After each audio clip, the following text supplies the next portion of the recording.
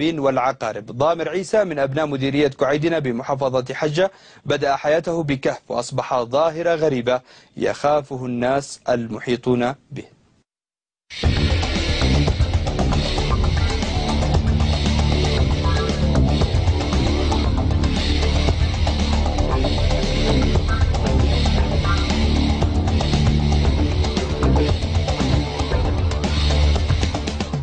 هو بشر، لكن فعله ليس كالبشر.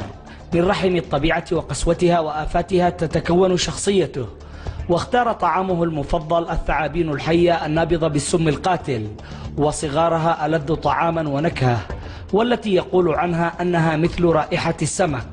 إنه ضامر عيسى أحد أبناء مديرية كعيدنا بمحافظة حجة. هذا مجرب الأسمام يعني أكلها ماشي طبيعي.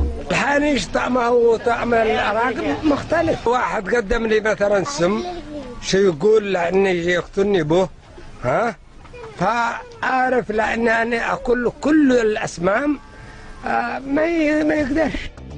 أما أكل العقارب فمذاقها يدوم طويلا في فم ضامر. لقد صار هذا الرجل الستيني مصدر رعب للثعابين والأفاعي، فبمجرد أن يلسعه ثعبان يموت سريعا، حتى رائحة العرق في جسده منفرة لهذه الآفات، وسمها لا يضره. رجل حتى ورق الشجر بأنواعها يلتهمها، ولا عجب قوله أنه له القدرة على العيش في الصحراء وحيدا. يا أخي وأنا جاهل كما أكل ما وصلت عليه كلته. يا أخي كما أدد لك من يومك وأدري أكلهم لمن بالملايين.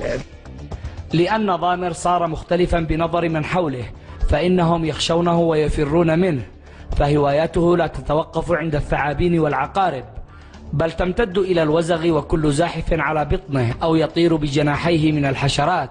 يمشي قلت يتات عينت له حنشون عقب أمسكوه كلته. لا عجب أن نرى كل ذلك من رجل بدأ حياته بمغارة موحشة ومع أسرته، ولولا فاعلي الخير الذين أنزلوه إلى حياة البشر والحضر لظل كما كان.